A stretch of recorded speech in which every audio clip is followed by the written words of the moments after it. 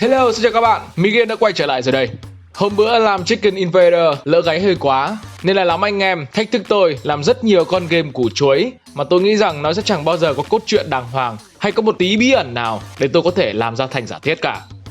Và một trong những cái game mà tôi nghĩ chẳng có cốt truyện được mấy ông yêu cầu nhất chính là Candy Crush Saga. Ra là mấy ông chọn thách thức mi game à? Tôi sẽ cho mấy ông biết thế nào là lễ hội. Và bây giờ, hãy đến với một trong những video mà mấy ông sẽ tận hưởng được cảm giác khai thông trí não đỉnh cao nhất mang tên giả thiết cốt truyện Candy Crush Saga. Ngay bây giờ, vào video thôi. Lưu ý, khoảng hơn 70% những điều sắp tới đây đều là mình chém gió theo logic vặn vẹo của cái đứa viết nên video này. Coi cho vui, không vui, đợi khi nào vui thì coi nha.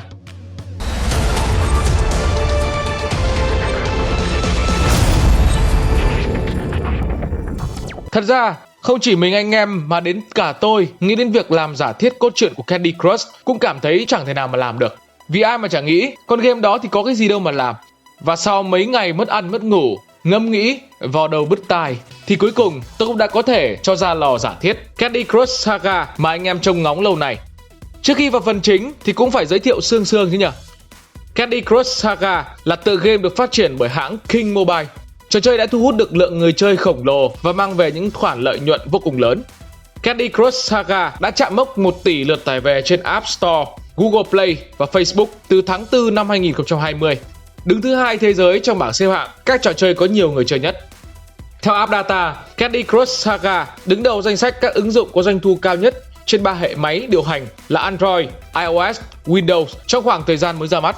Doanh thu 1,9 tỷ và lợi nhuận 567 triệu đô la Mỹ đã giúp King nằm trong top 10 nhà phát hành game có tổng doanh thu cao nhất. Gameplay của trò chơi có thể nói là một thể loại xếp kim cương được nâng cấp với nhiều nhiệm vụ và cấp độ khó khác nhau. Trong trò chơi, người chơi hoàn thành các màn bằng cách hoán đổi các viên kẹo nhiều màu sắc trên bàn trò chơi để tạo ra một hàng ngang hoặc hàng dọc gồm 3 hoặc nhiều màu giống nhau. Người chơi sẽ nhận được nhiều nhiệm vụ khác nhau và phải hoàn thành nhiệm vụ trong số lần di chuyển cố định hoặc thời gian giới hạn. Candy Crush Saga được coi là một trong những ứng dụng đầu tiên và thành công nhất của quy mô freemium, tức là ứng dụng hoặc trò chơi có thể tải hoàn toàn miễn phí và người chơi có thể lựa chọn trả tiền để mua các gói vật phẩm hoặc tiền ảo trong game.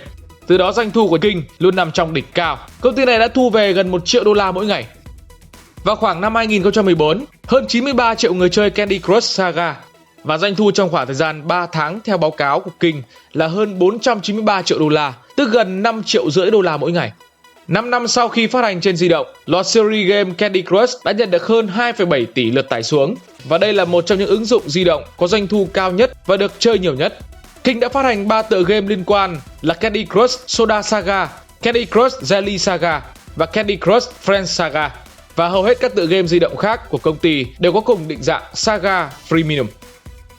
Cốt truyện của Candy Crush cũng khá là đơn giản, nhưng tôi cá là phải hơn 90% anh em sẽ chẳng bao giờ đói hoài gì đến cốt truyện của con game này cả. Từ cái thuở xa xôi vào những năm đầu Candy Crush mới ra mắt thì mỗi một chặng của game đều có những cutscene tượng trưng cho mỗi chương. Nhưng giờ thì King đã dẹp mất mấy cái màn cutscene đấy rồi. Tôi đồ là có 2 cái lý do. Một là chả có ai thèm coi mấy cái đó cả. Hai là cứ mỗi tuần Candy Crush Saga sẽ update khoảng 40 đến 60 màn chơi mới. Chắc là đội ngũ lên ý tưởng của Candy Crush Saga cũng không đủ chất xám để có thể nghĩ ra hết bao nhiêu đó cutscene. Và như tôi đã nói ở trên, Candy Crush có rất nhiều tựa game khác và chúng đều chung một thế giới. Nhưng hôm nay sẽ chỉ phân tích và đưa ra giả thiết cốt truyện của Candy Crush Saga, cũng là phần Candy Crush đầu tiên. Còn nếu anh em muốn tôi làm thêm với những phần game Candy Crush khác thì hãy comment bên dưới để tôi làm phần 2 nha. Trong suốt trò chơi, người chơi sẽ vào vai Toffete, gọi tắt là Tiffy, và giải quyết các vấn đề gây khó chịu cho cư dân của vương quốc Candy bằng cách dùng các viên kẹo màu sắc để giải phóng phép thuật từ những viên kẹo này. Candy Crush Saga lấy bối cảnh trong thế giới kỳ diệu của vương quốc Candy. Tại đây, chúng tôi gặp người hướng dẫn kỳ quặc cũng vô cùng hiểu biết của mình, ông Toffee, người quản lý một cửa hàng kẹo ở vương quốc Candy. Theo như miêu tả cốt truyện mà nhà phát hành đã chia sẻ, chỉ trong một ngày kỳ diệu ở vương quốc Candy, ông Toffee mở cửa hàng của mình và thấy một túi kẹo nhỏ đã bị bỏ lại trước cửa hàng. Trong sự ngỡ ngàng, ông đã mở chiếc túi ra. Bên trong chiếc túi, ông tìm thấy một cô bé ngọt ngào gọi là Tiffy. Và Tiffy không có người thân thích nào và trông như bị bỏ rơi, nên ông đã nhận cô bé làm con nuôi của mình. Tiffy là một cô gái khiêm tốn và rất nhiều bạn bè ở Candy Town, luôn tràn đầy sức sống và luôn mơ ước khám phá thêm về vương quốc đầy ngọt ngào này. Dưới sự hướng dẫn của ông Toffee và cùng với người bạn tuyệt vời JT, cô bắt đầu khám phá vương quốc Candy. Tiffy là một cô bé trông rất đáng yêu nhưng cũng rất cứng rắn, và cô cũng là nhân vật chính trong Candy Crush Saga và Candy Crush Friends Saga. Hãy bắt đầu phân tích về ngoại hình và tính cách của cô bé này nha. Như chúng ta đã biết, Tiffy là một cô bé 6 tuổi với mái tóc vàng và thắt 2 bím tóc với nơ đỏ, váy hồng và giày hồng. Với chiều cao cực kỳ dưới mức trung bình của mình, cô bé đã làm được rất nhiều điều to lớn. Bây giờ, về tính cách của cô, tôi sẽ mô tả cô bé là người vui vẻ, thích phiêu lưu và mạo hiểm theo nghĩa tích cực và cả tiêu cực. Ngây thơ, liều lĩnh và rất nhạy cảm. Như tất cả các bạn có thể thấy từ tính cách của cô bé là một cô bé tuyệt vời. Cô luôn giúp đỡ người khác, bất kể họ xa lắc xa lơ và không cần phải hồi đáp lại. Tiffy vì vẫn là một đứa trẻ nên Tiffy có rất nhiều năng lượng và tử tế với tất cả mọi người. Tôi nghĩ rằng khi chúng ta đều ở ngưỡng tuổi như Tiffy, chúng ta đều tràn đầy năng lượng và ôm trong mình mong muốn khám phá thế giới này, đi đến những nơi khác nhau, làm quen với những người bạn mới và thậm chí là làm những điều liều lĩnh mà không cần nghĩ đến hậu quả. Nghiêm túc mà nói, Tiffy là đại diện cho tất cả chúng ta khi còn là một đứa nhóc. Và tôi nghĩ rằng cô bé cũng là đại diện cho những đứa trẻ vẫn còn đang nằm trong trái tim mỗi người chúng ta. Nhưng vì ai cũng phải trở thành người lớn và không thể nào vô lo, vô nghĩ như trước. Nhưng ẩn sâu trong chúng ta vẫn luôn có một Tiffy ở đó. Và ngay cả khi đã trở thành người lớn, thật tốt khi chúng ta có thể đối diện với cuộc sống này bằng năng lượng tích cực và luôn mỉm cười như Tiffy trong hầu hết các tình huống. Tiffy đã cho tôi thấy rằng tuyệt vời ra sao khi còn là một đứa trẻ. Điều mà chúng tôi hay nói đùa là tuổi trẻ chưa trải sự đời mấy ông ạ. Cuộc phiêu lưu tuyệt vời và kỳ diệu của Tiffy đưa chúng ta đến với tất cả những vùng đất tuyệt vời, nơi mà chúng ta từng mơ mộng đến khi còn là một đứa nhóc vắt mũi chưa sạch. Thế giới phủ đầy những thứ kẹo ngọt, cung điện làm từ những ổ bánh gato xinh đẹp, hồ nước được lấp đầy bởi nước chanh và những chiếc bánh gừng biết nói, vân vân. Trên chuyến hành trình của mình, Tiffy luôn dừng lại để giúp đỡ nhân vật trong vương quốc Candy, hoặc đôi khi chúng ta sẽ gặp cả những nhân vật cổ tích hoặc một số động vật có ngoại hình không được dễ nhìn cho lắm. Và nếu đã nói đến cốt truyện, chúng ta phải nhắc đến Bubblegum Troll. Tên có thể được xem là kẻ phản diện chính của Candy Crush. Một câu chuyện cổ tích đầy màu sắc sẽ thật thiếu sót nếu không có một kẻ phản diện. Và Bubblegum Troll chính là kẻ sắm vai ác trong trò chơi này. Hắn ta có một cơ thể bao phủ bởi hồng nhạt giống như một đống bã kẹo cao su kéo dài. Hắn ta là một kẻ táo tợn và luôn tìm cách phá hoại những việc làm giúp đỡ người khác của Tiffy và hay đi quấy rối những người khác.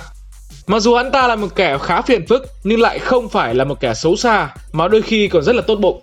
Vì vậy người dân của vương quốc Candy mặc dù bị hắn quậy phá khá nhiều nhưng họ vẫn có cảm tình tốt với Bubblegum Troll. Đôi khi hắn ta còn có thể giúp ích cho những nhân vật chính trong những tình huống khó khăn. So sánh vui thì hắn ta như là Chien trong bộ truyện Doraemon ấy ạ. Mặc dù hay đánh đập bạn bè nhưng cậu ta vẫn là một kẻ hào hiệp, dũng cảm, luôn sẵn sàng vì bạn bè. Tính tình cục xúc tí thôi nhưng luôn được bạn bè yêu quý. Bubblegum Troll xuất hiện lần đầu tiên trong tập 7. Hắn ta đang trốn dưới gầm cầu Bubblegum. Khi Tiffy đến, hắn ta nhảy ra và cướp hết kẹo của cô bé. Từ lúc đó thì chúng ta mặc định trong đầu rằng đây là một kẻ xấu xa và là kẻ phản diện của tựa game này. Vào thời điểm Tiffy đến thăm Peppermint Palette, Bubblegum Troll đã phá hủy cung điện, khiến Jenny Jellybeanie hoàn toàn buồn bã. Mặc dù Bubblegum Troll không nhìn thấy được trực tiếp trong chương này, nhưng Jenny Jellybeanie trong khi cau mày suy nghĩ thì đã hiện lên hình dáng của Bubblegum Troll. Jenny Jellybeanie thậm chí còn ám chỉ rằng Bubblegum Troll đã phá hoại cung điện trong lời thở than. Tôi ước rằng cái kẻ troll khủng khiếp đó không bao giờ xuất hiện. Bubblegum Troll trong tập Squid Surprise đã phá hỏng bữa tiệc của mọi người bằng cách chui ra từ những chiếc bánh kem. Trong chương 26, Pudding Pagoda, Tiffy bắt gặp Goomzilla khủng bố, Nico và ngôi chùa của cô ấy. Sau khi vượt qua màn 380, Goomzilla trở lại hình dạng troll ban đầu của mình và có một trận đấu katana với Tiffy, và đương nhiên troll lại thua. Hắn ta thề sẽ trả thù và lại chạy trốn. Nói chung kể về mấy việc xấu xa, phá hoại của cái tên bã kẹo Singum này thì nhiều vô kể. Hắn ta mặc dù thích chơi khăm mọi người, tuy nhiên hắn ta vẫn là một người được yêu thích trong vương quốc. Vì những việc hắn ta làm không phải vì mục đích ác ý mà chỉ là những trò chơi khăm cho vui. Giống như cách chúng ta thấy những kẻ hay chơi khăm ở ngoài đời ạ. Thế nên thay vì gọi Bubblegum Troll là kẻ phản diện, chúng ta nên gọi hắn ta là một kẻ thích đùa dai thì đúng hơn. Và tôi có một giả thiết khác về mối quan hệ giữa Tiffy và Bubblegum Troll. Theo như lời miêu tả trong một đoạn hội thoại trong game nói rằng tên Bubblegum Troll này biết tất cả mọi thứ về vương quốc Candy. Và bạn có thắc mắc rằng tại sao chỉ cần hắn ta đang phá hoại ở nơi nào thì Tiffy sẽ lập tức đến và giải quyết đống rắc rối mà hắn tạo ra hay không? Tôi đồ rằng thật ra hắn biết trước được địa điểm mà Tiffy sẽ đặt chân đến, rồi đến nơi đó trước cô bé một bước và cố tình tạo ra những rắc rối để cô bé giải quyết. Tôi nghĩ rằng Bubblegum Troll thật ra là một người rất thân thiết với ông Toffee, người hướng dẫn Tiffy trong vương quốc Candy. Trong chuyến hành trình khám phá thế giới Candy rộng lớn của cô bé, một người hoàn toàn chưa biết gì về thế giới bên ngoài, Tiffy cần một người hướng dẫn biết rất rõ về vương quốc Candy, và người đó chính là Bubblegum Troll. Toffee đã nhờ Bubblegum Troll theo sát để cô bé có một chuyến phiêu lưu đầy ý nghĩa. Thế nhưng để cho cô bé có cảm giác tự do và tự lập, không phải dựa dẫm vào ai, Toffee dặn Bubblegum Troll rằng không nên đi kè kè theo cô bé như một người giám hộ. Hãy để cho cô bé độc lập và tự mình trưởng thành qua con đường mà cô bé đang đi. Hãy tạo ra những rắc rối để cô bé nhận ra thế giới này không phải chỉ những màu sắc của kẹo ngọt, mà luôn tồn tại hàng sa số những điều xấu xa, mà cô bé phải tự mình giải quyết nó để trở nên mạnh mẽ hơn mỗi ngày. Đó cũng là lý do mà những người dân của vương quốc Candy không hề căm ghét Bubblegum Troll, và hắn ta chưa bao giờ thực sự gây tổn thương đến cô bé. Bubblegum Troll ở đó như một người đồng hành bí mật, theo dõi và giúp Tiffy bước đi trên chuyến hành trình trở thành một người lớn. Dù mối quan hệ của Tiffy và Bubblegum Troll có đúng như giả thiết của tôi hay không, thì ta cũng sẽ có một bài học về Tiffy và Bubblegum Troll. Như tôi đã nói trên rằng Tiffy như hình bóng của mỗi người chúng ta, thì Bubblegum Troll chính là đại diện của những rắc rối trong cuộc sống. Nó luôn đồng hành cùng chúng ta. Khi còn bé thì những rắc rối của chúng ta cũng rất đơn giản, rồi dần dần nó trở nên to lớn hơn, phức tạp hơn và cũng khiến chúng ta dễ nản chí hơn. Chỉ cần không chạy trốn mà hãy luôn đối diện như cách Tiffy đối diện với Bubblegum Troll, mọi việc đều có thể giải quyết và chúng ta sẽ trở nên mạnh mẽ hơn. Và cốt truyện của Candy Crush Saga thì vẫn không có thấy hồi kết, do phần game tiếp theo là Candy Crush Soda và Candy Crush Friend vẫn tiếp tục câu chuyện tại vương quốc Candy. Vậy là xong phần giả thiết cốt truyện và mối quan hệ giữa Tiffy và Bubblegum Troll. Nhưng mấy ông nghĩ video này đến đây là hết rồi á? Nhầm nha, giờ mới là phần hay ho nhất này. Phần gió to nhất video cũng là phần mà tôi cá là 100% anh em để không bao giờ nghĩ đến. Đó là Tiffy từ đâu mà đến. Tại sao Tiffy lại xuất hiện trong một túi kẹo nhỏ trước cửa hàng của ông Toffee? Có thể các bạn không biết, Tiffy là một cô bé 6 tuổi, từng sống ở New Jersey cùng với Kimmy. New Jersey là một thành phố có thật ở ngoài đời. Đây là một trong 4 tiểu bang nhỏ nhất của Hoa Kỳ. New Jersey nằm ở ven bờ Đại Tây Dương, phía bắc giáp New York, nam giáp Delaware và phía tây là Pennsylvania. Mọi người đều biết rằng cô ấy đã xuất hiện trong một túi kẹo nhỏ trong cửa hàng kẹo của ông Toffee. Nhưng câu hỏi lớn nhất là làm thế nào cô ấy lại xuất hiện trong vương quốc Candy khi cô ấy là một cô gái được sinh ra ngoài đời thật. Trong một phần hội thoại của Candy Crush Friend Saga, cô bé nói rằng đã vô tình đến vương quốc Candy bằng một cổng dịch chuyển. Vì vậy một câu hỏi khác là làm thế nào cổng dịch chuyển đó lại xuất hiện trong thế giới của Tiffy? Có vẻ như chúng ta đã có vô số câu hỏi được đặt ra trong phần này. Đừng lo lắng, tôi sẽ giải quyết hết cho mấy ông mấy câu hỏi này. Vì vậy hãy ngồi xuống đây và để tôi kể cho mấy ông về giả thuyết câu chuyện nhỏ về lý do tại sao Tiffy và Kimmy xuất hiện trong vương quốc Candy. Ấy mà khoan, Kimmy là ai nhỉ? Kimmy, còn được gọi là Kimmy, là chị gái hoặc là em gái của Tiffy, cũng là nhân vật chính trong phần game tiếp theo của Candy Crush Saga, Candy Crush Soda Saga. Cha nuôi của cô cũng là ông Toffee. Cô ấy có ngoại hình khá tương tự Tiffy, nhưng mái tóc thay vì là màu vàng thì đó là màu nâu với chiếc cột tóc hình nơ đỏ. Kimmy mặc một chiếc váy màu xanh với nơ trắng và nút trắng, đi một đôi giày màu xanh. Ngày xưa, Tiffy và Kimmy từng sống trong một căn hộ ở New Jersey. Một ngày nọ thì họ cảm thấy buồn chán và họ tìm kiếm quanh nhà xem có gì để chơi không. Sau một hồi suy nghĩ, Tiffy đã ra một ý tưởng rằng hãy khám phá tầng gác mái, nơi chứa những đồ vật lỉnh kỉnh không xài đến của cha mẹ. Ở trên tầng gác mái có chứa một chiếc hộp khổng lồ với rất nhiều đồ chơi bên trong. Họ đã leo lên cầu thang và đi lên gác mái. Gác mái là một nơi cũ kỹ, bụi bặm và có một chút tối tăm do không có ai lui tới.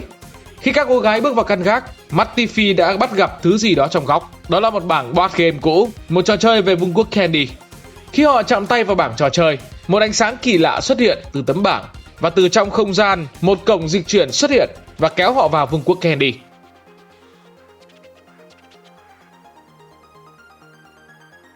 Vài giây sau, họ xuất hiện trong một chiếc túi đã được thắt chặt, và khi chiếc túi mở ra, họ gặp được ông Toffee. Ông Toffee ban đầu rất ngạc nhiên sau khi Tiffy và Kimmy tự giới thiệu và giải thích lý do tại sao hai chị em lại xuất hiện tại đây. Ông Toffee đã rất phấn khích và ông đã đưa ra một quyết định có thể coi đó là đúng đắn nhất cuộc đời ông. Ông đã nhận nuôi Tiffy và Kimmy như những đứa con của chính mình và dạy họ mọi thứ về vùng quốc Candy. Ngày mà Tiffy và Kimmy quyết định khám phá thế giới này, thực chất cũng là tìm cách để có thể quay về thế giới thật. Ngoài ra, dựa vào một trong những sự kiện Candy Crush Friends Saga, việc Tiffy xuất hiện tại vương quốc Candy đã gây ra một sự kiện có tên là The Great Scramble, tức là cuộc tranh giành lớn, và nguyên nhân của sự kiện đó là do sự xuất hiện của một cổng dịch chuyển tại vương quốc Candy Town. Ngoài ra, theo Inka, nhà thiết kế trò chơi của Candy Crush Friends Saga, cô nói rằng ngày xảy ra The Great Scramble, Tiffy đã rơi vào vương quốc Candy từ một thế giới xa xôi, và trò chơi board game tràn đầy ma thuật đã được tạo ra để khắc phục thảm họa. Những nhân vật như Yeti, Nutcracker, Odus, Misty thực chất là những món đồ chơi ở ngoài đời thật nằm trên tầng gác mái trong căn hộ ở New Jersey. Trong lúc Tiffy và Kimmy bị kéo vào cổng dịch chuyển, chúng vô tình bị hút vào, và khi rơi xuống vương quốc Candy, nhờ vào phép thuật của những viên kẹo sắc màu, chúng đã được ban cho linh hồn và có tri giác cũng như nhận thức như con người. Do đó, những trò chơi này xuất hiện tại vương quốc Candy đã gây ra The Great Scramble. Và đó là lý do tại sao trò chơi Candy Crush Friends Saga trong lời thoại của Tiffy đã nói rằng Tiffy mang đến sự hỗn loạn trong thế giới yên bình của ông Toffee. Ok, vừa rồi là phân tích và giả thiết cốt truyện của tựa game Candy Crush Saga. Anh em có thấy bất ngờ và hợp lý không ạ? Anh em nào tới bây giờ vẫn còn chơi Candy Crush Saga thì hãy để lại comment khoe xem là đã chơi tới level bao nhiêu rồi. Và nếu mấy ông muốn tôi làm tiếp cốt truyện của các phần game Candy Crush tiếp theo hay bất kỳ tựa game gì thì đừng ngần ngại để lại bình luận cho chúng tôi biết nha. Và các ông thấy ở đầu video tụi mình có chụp lại comment của những bạn yêu cầu về game Candy Crush, và các ông cứ nhiệt tình comment, biết đâu tên của các ông sẽ được xuất hiện trong những video tới của Mi Game thì sao. Và chúc mừng các ông nhé, vì sắp tới được bác John Nguyễn biếu bìu mọi người. Anh em John Nguyễn hứa gì thì nhớ làm nha, đừng chót đầu lưỡi đầu mồi. Và đừng quên khung giờ 18 giờ thứ tư, thứ hai, thứ sáu mỗi tuần để đón chờ video mới của tụi mình. Nếu thấy video này hay và bổ ích, đừng quên ấn like, share cũng như subscribe cho kênh Mi Game để bọn mình có động lực làm thêm nhiều video hơn nữa cho anh em. Chứ chém gió mệt lắm mà mấy ông không ủng hộ thì mai mốt có kêu tôi làm tôi cũng kệ đấy ạ. Còn bây giờ thì xin chào và hẹn gặp lại.